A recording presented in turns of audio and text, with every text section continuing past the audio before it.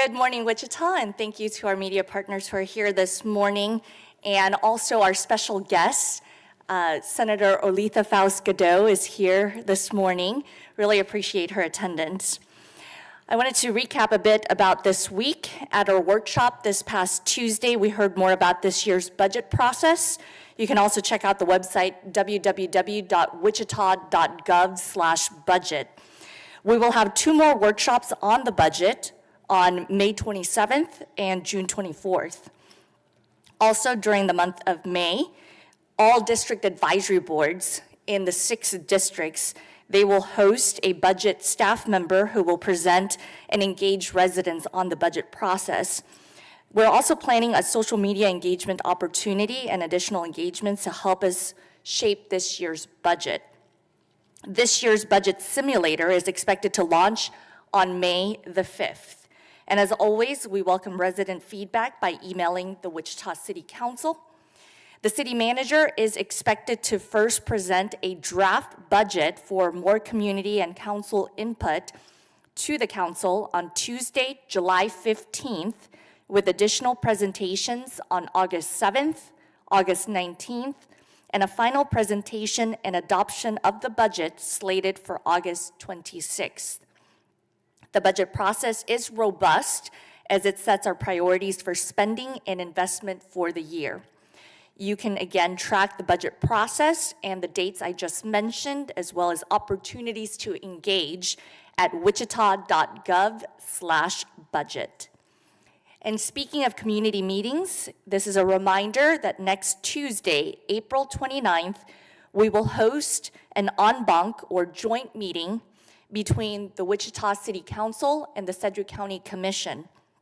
We will discuss the use of opioid settlement funds and further pursuit of shared services with Sedgwick County.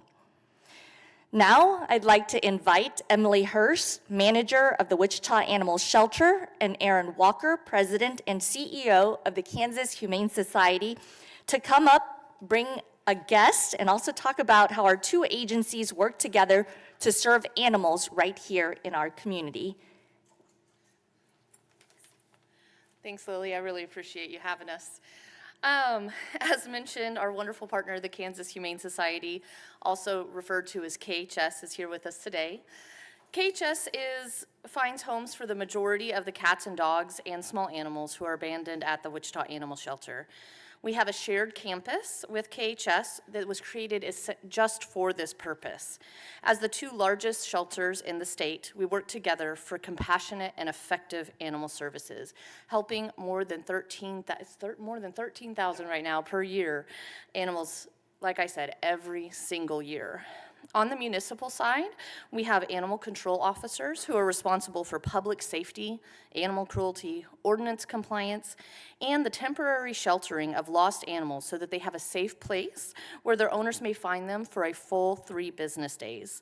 For the pets whose owners do not come back for them, the Kansas Humane Society generously dedicates resources to help them.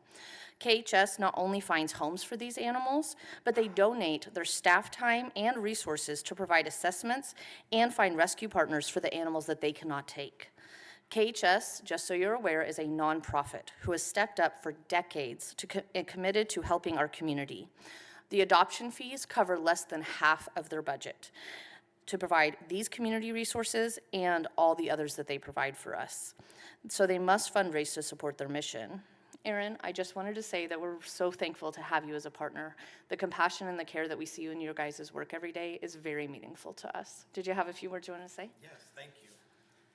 Thank you for the kind words, and I just want to echo that back. Kansas Humane Society has worked with the city of Wichita for a number of years, even prior to the establishment of the Murphin Animal Care Campus. But we've been co-located this is our 16th year. And the number of animals that we serve every year just keeps going up. We could not do that if this was not a great partnership and if we weren't doing this together. And it really is wonderful to see such a good partnership. We're just constantly talking to each other about how to provide humane care, which is really the non-negotiable in sheltering. I wanted to let everybody know, we're in the middle of a spring match campaign right now.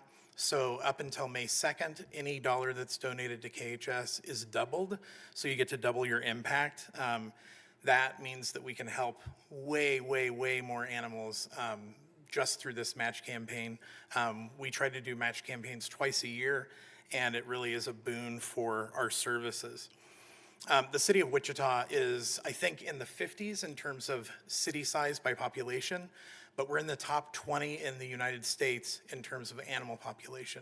So the number of animals that Wichita Animal Services serves and that come through KHS is disproportionately way, way, way higher than a city our size should have.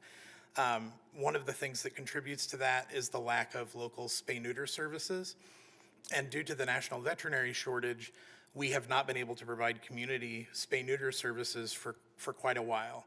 I'm happy to say that as of a couple of months ago, we are now doing community low-cost spay-neuter again, and we intend to continue to do that, even if it's at a reduced number. We just don't want to shut that down.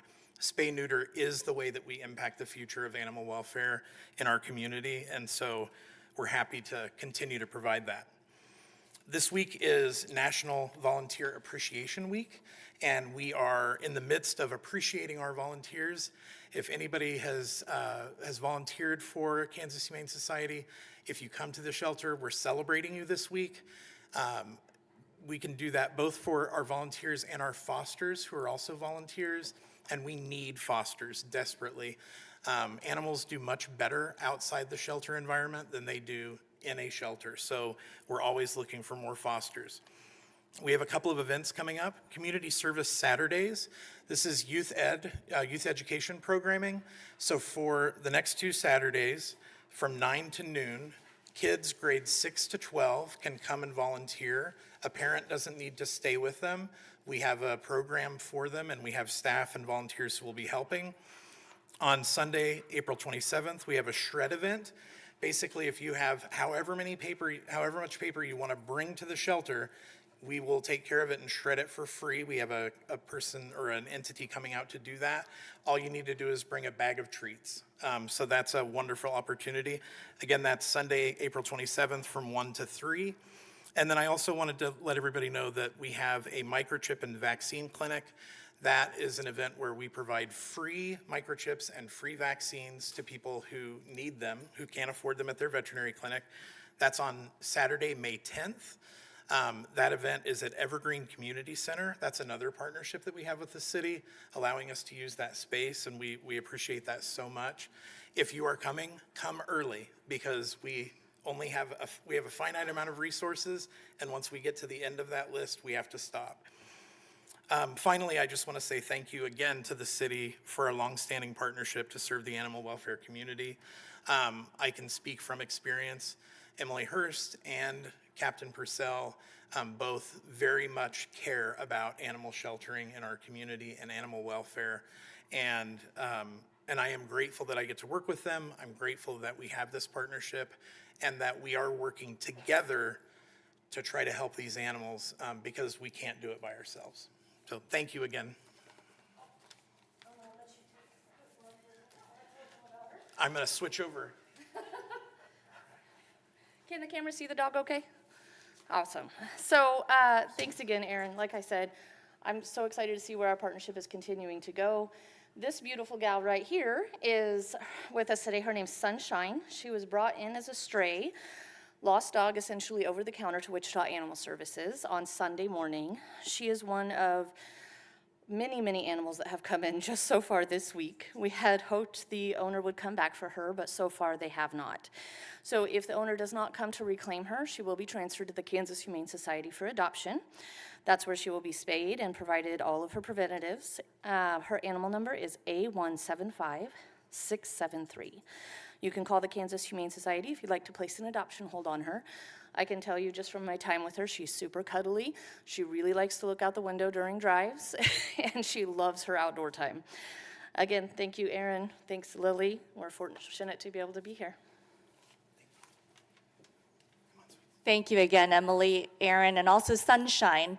This is something that we do every week during the mayor's briefing, introduce you to one of the animals that has been lost from their forever home and need a new forever home. So we're really grateful that Wichita Animal Services provides this service for animals who are lost as well as needing a new home. And we appreciate the partnership with the Kansas Humane Society. I actually had the opportunity this past Saturday to attend an event at Kansas Humane Society as the Wichita Fire Department just announced their new mascot for fire prevention. But also Kansas Humane Society was out at another community event in partnership with Wichita Animal Action League to try to remind community members to spay and neuter and that there are free services. So thank you again, Aaron, for sharing about the event at Evergreen. This is how we're gonna help animals, again, reduce the number of animals in the shelter, but also provide forever homes for those that need them.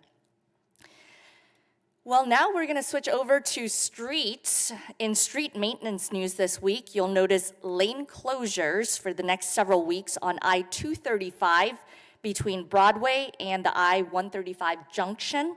The project should be finished by July. As a reminder, the Kansas Department of Transportation maintains Kellogg, as well as K96, I-135, I-235 as well. In other street maintenance news, District 1, Commerce is closed from Waterman to Lewis. St. Francis is one lane southbound only from Lewis to Kellogg. English is closed between Broadway and Topeka.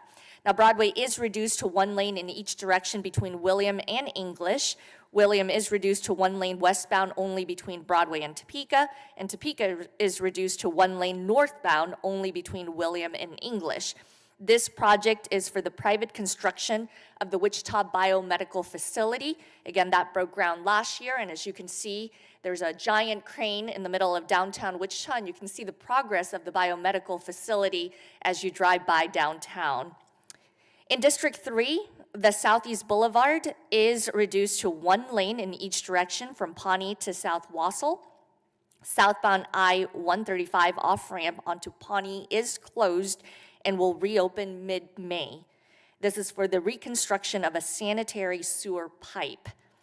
Then in District 4, traffic is reduced to one lane in each direction on West Street from south of Pawnee to Harry. Left turns are restricted from West Street onto Southwest Boulevard to convert West Street from a 4 to 5 lane roadway. West Street is northbound traffic from 47th South to MacArthur to convert West Street from a 2-lane roadway to a 3-lane roadway. MacArthur is closed east of Hoover Road and west of West Street to accommodate bridge repairs on MacArthur Road. Traffic will be reduced to one lane from 31st Street, Meridian Avenue to West Street to perform asphalt repairs before the final asphalt overlay is laid. Then moving to District number 5, temporary lane closures may be encountered during the placement of the traffic signals and associated pavement modifications to install a traffic signal at the intersection of Central and 135th Street West. And then finally, in District number 6, First Street is closed between Broadway and Market for utility modifications. And traffic is reduced one-way eastbound traffic on Central. Westbound will be closed from Veterans Parkway to Waco to perform asphalt repairs before the final asphalt overlay is laid. Also, the two-way street conversion work for Main and Market has resumed.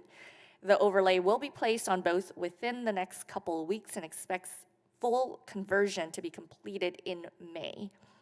As always, you can see the weekly traffic bulletin on wichita.gov. Now moving on to some good news about the weather. We are thankful for all the rain that we're expected to receive over the next coming days. If you have a sprinkler, though, this is a reminder to shut off sprinklers during rains so you are not wasting water. And let's continue to hope for more rain, especially over Cheney Reservoir. Also, during stormy weather that results in downed limbs and branches, the forestry team focuses on removing debris that causes property damage, imminent hazards, broken and hanging limbs above public use areas. block streets, and driveways. Now, residents may observe crews temporarily leaving piles of debris on rights-of-way while focusing on imminent threats to public safety, but crews will return to collect that debris. At this time, city crews will not collect private debris on private property. Anyone needing assistance removing private debris should contact a local tree service vendor.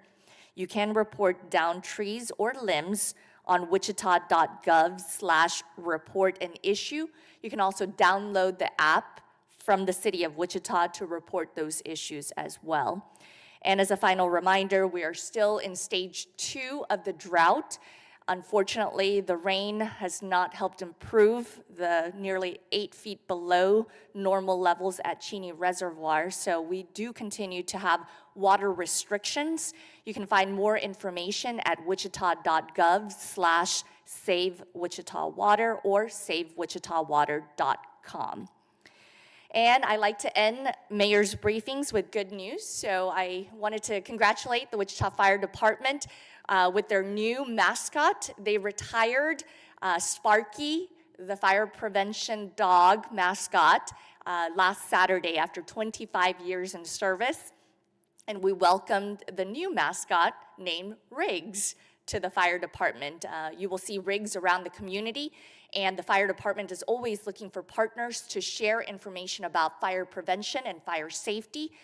So contact the Wichita Fire Department through wichita.gov and look for departments and then fire. And last but not least, one piece of good news. Yesterday, there was a ribbon-cutting ceremony at Textron Aviation on the East Campus by Greenwich and Kellogg as they just opened up their new Career and Learning Center. It was a $40 million investment that also came from some funds from the state of Kansas. So we had Governor Laura Kelly here in Wichita celebrating alongside Senator Jerry Moran and Congressman Ron Estes. Again, it's a one-stop location for people to learn about aviation careers, as well as get recruited there and trained at that location. So we congratulate the Textron Aviation team. So at this time, I will open it up for any questions or any comments. Do you have any update on the Holocaust Memorial, or who's in charge of that, or who's one to develop that? The which memorial? The Holocaust Memorial. I'm not sure that we do. I can ask our parks folks later. See if they have anything. I'll get with you. Maybe was it still? I know we're kind of the rainy season is kind of starting, but have you the city kind of? I know you don't want to think about stage 3 yet, but until what happens afterwards. But are you guys kind of thinking ahead, like, what if the rain doesn't come as well as we hope? Have you guys kind of thought about that? Absolutely. As you know, the drought situation actually started with stage 1 restrictions in January of 2023 before I even came into office. And so this has been top of mind since I became the mayor last year. And unfortunately, we went to stage 2 during the summer of last year. And I know that the situation is dire at Cheney Reservoir. And so we need to continue with water conservation methods. And unfortunately, these water restrictions continue during stage 2. But we are aware that stage 3 could happen if we don't continue to have the type of rains that we need over Cheney to restore that water. So the Public Works Department, as well as the City of Wichita Communications Department, continue to advocate for conservation, as well as any methods of people making sure that they can be good stewards of water. But again, more information can be found at SaveWichitaWater.com. Any other questions? Senator Oletha Faust-Gadot, would you like to say anything?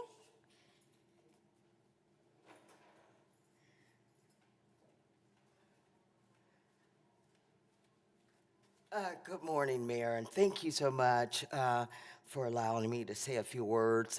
Just for those of you that don't know, the Kansas legislature is officially out of session, and we will not reconvene until January of 2026. So if you need to talk to your senator or representative, if you call their offices, it will give you another way to contact them. And I'm just excited to hear the news that the mayor has shared this morning. And it's raining outside right now. And so hopefully that water will help us. As we know, water is one of the most important things that we need. And so I'm just glad to be back into the city of Wichita and looking forward to ways that we can all work together, the state, the city, and the county. Thank you, Mayor Lily-Wu. Thank you, Senator. Yes. Thank you very much, Senator Olitha Faust-Godot. Appreciate you and all the legislators this past session. And again, they will not reconvene until January of 2026. Are there any further questions?